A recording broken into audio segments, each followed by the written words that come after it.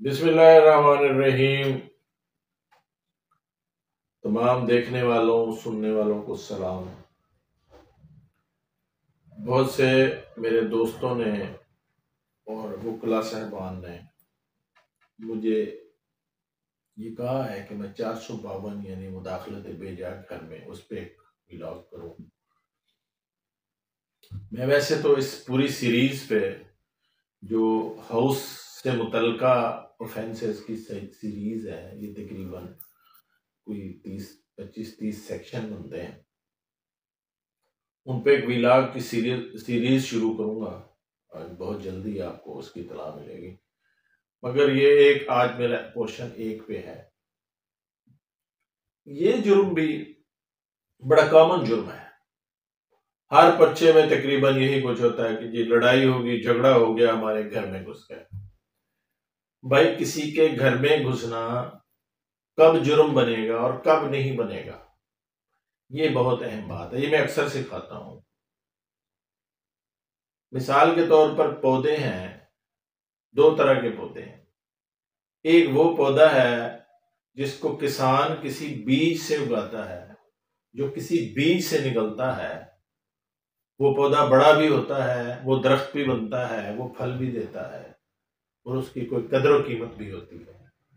मगर वो जो खुद ब खुद उगता है, खुद रो पौधा होता है, उसकी कोई अहमियत नहीं। या उसको स्प्रे से जला दिया जाएगा या किसान ने उस पर हल फेरना, रूटावेटर फेरना, उसको उड़ा देना। मतलब ये कि जो भी जुर्म होता है उसकी एक बेस, उसकी एक बुनियाद होती है, उसका एक बीज होता है। जब तक आपको बीज का नहीं पता होगा, आप उस पौधे को नहीं उगा सकते जो आप उगाना चाह रहे हैं। जो जुर्म आप बनाना चाह रहे हैं वो नहीं बनेगा, जो आप जुर्म लिखवाना चाह रहे हैं वो नहीं बनेगा, जब तक कि उसकी कंस्ट्रक्शन ठीक नहीं होगी। अब अगर किसी ने किसी के घर में घुसा है और उसका पर्चा देना है, उस पर केस चलाना है, उस पर ट्रायल होना है, तो आपको 452 को समझना होगा कि 452 के तहत कोई शख्स जब किसी के घर में आ जाए तो कौन सा जुर्म बनेगा। हर दफा घर में घुसना जुर्म नहीं होगा। घर में घुसेगा तो क्या जुर्म होगा, किस नीयत से गुजरे आएगा तो क्या जुर्म होगा, कौन से जुर्म की नीयत से आएगा तो क्या जुर्म होगा, किसी नीयत के बगैर आएगा तो कौन सा जुर्म होगा। ये ऐसा जुर्म के लिए आया जिसका पता नहीं है, ये ऐसा जुर्म है जिसकी सजा है, बहुत सारी किस्में हो सकती हैं। मगर मैं आपको बताऊं, अगर आपने 452 को समझना है, फिर आपको 4 सेक्शन पढ़ने पड़ेंगे। 4 सेक्शन पढ़ेंगे तो 452 यानी house trespass after preparation for hurt, assault और रॉन्गफुल कन्फाइनमेंट, अगर इस सेक्शन को आप पढ़ना चाहते हैं तो आपको 3 सेक्शन और पढ़ने पड़ेंगे। मिसाल के तौर पर पहला सेक्शन है 339 wrongful restraint. Whoever voluntarily obstruct any person so as to prevent that person from proceeding in any direction in which that person has a right to proceed is said wrongful to restrain that person. यानी किसी शख्स को किसी ऐसी जगह तरफ जाने से रोक देना जहां जाने का वो हक रखता है, ये है wrongful restraint, रोकना। इसके साथ दूसरा सेक्शन है, वो है wrongful confinement, गैर कानूनी तौर पर कहीं बंद कर देना। whoever wrongful restrained any person in such a manner as to prevent that person from proceeding beyond certain circumstances limits is said wrongful to confine that person। अब लिमिट में अगर उसको फिक्स करके बंद कर देगा, ये रॉन्गफुल कंस्ट्रेंट हो जाएगी, रॉन्गफुल कन्फाइनमेंट हो जाएगी। ये पढ़ने के बाद आपको पढ़ना पड़ेगा section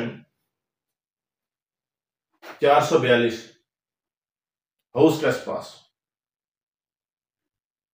Whoever commits house trespass, कोई हाउस ट्रेसपास जब करेगा बाय एंटरिंग यानी उस जगह के अंदर जाएगा, or remaining in any building, या उस बिल्डिंग में रहेगा, जाके रहेगा।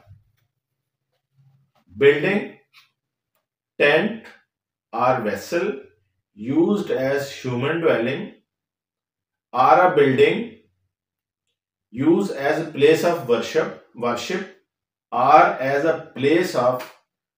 Place for the custody of the property. ये 5 इंग्रेडिएंट आ गए। 1 बिल्डिंग, टेंट, वेसल, ये 3 है वैसे, बाकी तो उसका मकासद बताया गया। तो 3।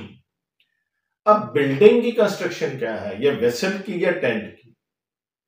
ऐसी जगह जो पब्लिक प्लेस ना हो, जिसमें हर कोई इंटर ना हो सकता, और वो महदूद व 4 दीवारी हो, उसकी लिमिट्स बंद हो, हर बंदा कौन उसमें नहीं जा सकता, जो बंद है। ऐसी जगह जो बंद है, जिसमें कोई इजाजत लेकर अंदर आ सकता है, वैसे नहीं आ सकता। ऐसा नहीं हो सकता कि आप छप्पर बना के बैठे हो जिसमें से हर कोई गुजर सकता हो और आप कहें कि इस पे 452 लगेगी, तो नहीं लगेगी, बंद होनी चाहिए जगह। अब कौन सी जगह? बिल्डिंग, टेंट और वेसल यूज्ड, यानी ऐसा जिसमें इंसान रहता हो, वो भी जगह उसी की तारीफ में आ जाएगी। ऐसी जगह जो महदूद व 4 दीवारी है और उसमें इबादत होती है, वो जगह इसमें आ जाएगी। या ऐसी जगह जहां आपने किसी प्रॉपर्टी की हिफाजत के लिए वो बनाई हुई है, मतलब स्टोर हो गया, आपका दुकान हो गया, ये तमाम बिल्डिंग्स बनेगी तो उसमें गुजरेगा, तो ये क्रिमिनल उसका हाउस ट्रेसपास गिना जाएगा। अब ये 3 सेक्शन, यानी रॉन्गफुल रिस्ट्रेंट, रॉन्गफुल कन्फाइनमेंट और हाउस ट्रेसपास, ये 3 सेक्शन पढ़ने के बाद फिर अब आपने 452 को पढ़ना है, तो आपको समझ आएगी कि 452 कब बनता है।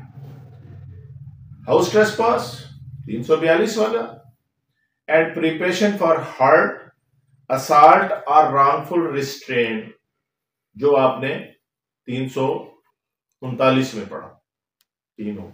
अब इसमें क्या इस्तेमाल हुआ, इजाफा क्या हुआ? House trespass after preparation of for hurt, यहीं से बात को समझ लीजिए। यानी घर में आना सिर्फ काफी नहीं है, इस जुर्म के एप्लीकेशन के लिए क्या है कि वो तैयार होके आया हो। क्या होके आया हो? तैयार। किस लिए? हर्ट के लिए, किसी को जख्मी करने के लिए। अब जख्मी करने के लिए क्या आएगा? पिस्तौल लेके आएगा, डंडा लेके आएगा, खंजर लेके आएगा, बंदूक लेके आएगा, तैयार होके, मतलब तभी से पता चलेगा ना उसका तैयार। फॉर हर्ट, असॉल्ट, या हमला करने के लिए आएगा, हमला करने के लिए आएगा भी, तो ये सब कुछ करके आएगा। और रॉन्गफुल रिस्ट्रेंट, रोकने के लिए आएगा किसी जगह को। मगर इन तीनों कामों का के लिए जो पहला लफ्ज है हाउस ट्रेसपास आफ्टर प्रिपरेशन, तैयारी उसकी होनी चाहिए, बगैर तैयारी के वो नहीं आएगा। Whoever commits house trespass having made preparation for causing hurt, जख्मी करने के लिए है, to any person, for assaulting any person, हमला करने के लिए, और wrongful restraint, उसको गैर कानूनी तौर पर महदूद रोकने के लिए, और for putting any person in fear of hurt, या किसी शख्स को खौफ दिलाने के लिए कि मैं तुम्हें जख्मी कर दूंगा, इसलिए दाखिल हो। और असॉल्ट, जख्मी करने के लिए या हमला करने के लिए। आर फॉर रॉन्गफुल रिस्ट्रेन, या उसको रॉन्गफुली रोकने के लिए। शैल बी पुनिश्ड, फिर सजा होगी। तमाम चीजें ये इन मकासद के लिए आए, पहली बात तो ये, फिर होगा। और अगला क्या कि प्रिपरेशन के बाद आएगा तैयार, अगर वो खाली हाथ नहीं है। याद रखिए, अगर कोई शख्स किसी के घर में घुस गया और वो खाली हाथ है, उसको 452 में सजा नहीं होगी। इस पे जजमेंट एक मैं बता दूं, NLR 1991 क्रिमिनल 527, अगर कोई शख्स खाली हाथ है तो फिर उस पर 452 भी नहीं लगेगी और इस पे उसको सजा भी नहीं होगी। और किसी के घर का ये तहफ़्फ़ुज़ है कि इस तरह किसी के घर में कोई दाखिल, ऐसी जगह जहां कोई दाखिल ना हो सकता हो, तो इस तरह पुलिस भी बगैर वारंट के आपके घर में दाखिल नहीं हो सकती। वो भी आएगी तो भी उसको जुर्म होगा। इस पे जजमेंट देखेंगे, अगर कि पुलिस जो है वो बगैर वारंट के नहीं आ सकती, आएगी तो वो भी मुजरिम होगी, मुल्ज़िम होगी उसी तरह की। ये 96 PCRL पेज 1608 है।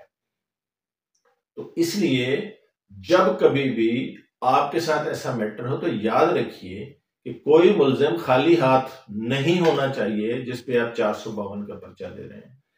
अगर उसने जख्मी करने के लिए आया तो ये भी लिखेंगे कि जी हमें मारने के लिए, क्योंकि जो आप एक्सप्रेस करेंगे उसी के मुताबिक सजा बनेगी, उसी के मुताबिक जुर्म बनेगा। याद रखिए, कोई जो घर में घुसने के जुराइम है इनका नीयत से बड़ा ताल्लुक है कि वो करने क्या आया है।